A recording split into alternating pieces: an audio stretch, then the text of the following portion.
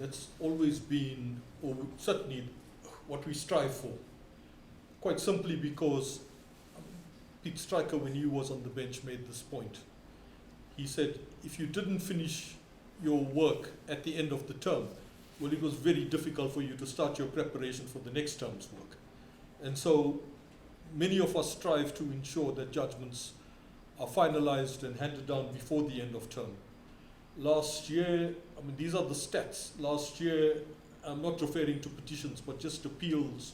In a 12-month period, we read on average 44,000 pages for the year.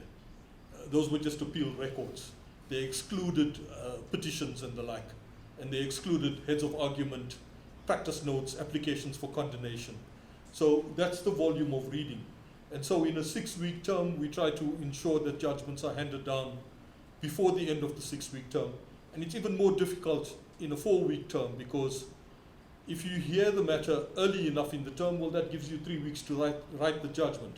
But if you hear the matter late in the term, in a 4-week term, we usually leave the last week or part of the last week for conferences, finalizing judgments and the like.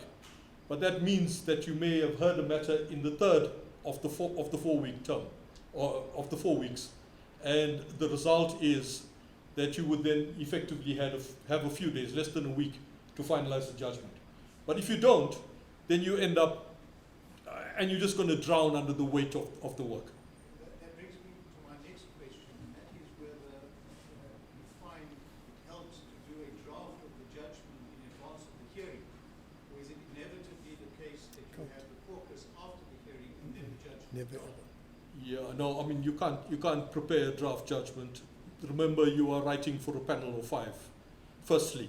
But secondly, I think it is just, it may breach several canons of good judicial behavior.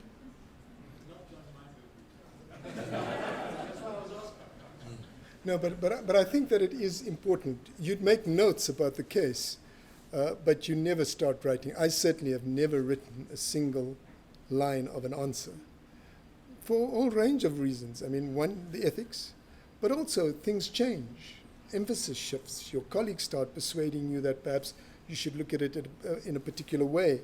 So, yeah, no, I certainly haven't written. You haven't. And none of my friends or colleagues that I am close to have ever written in advance.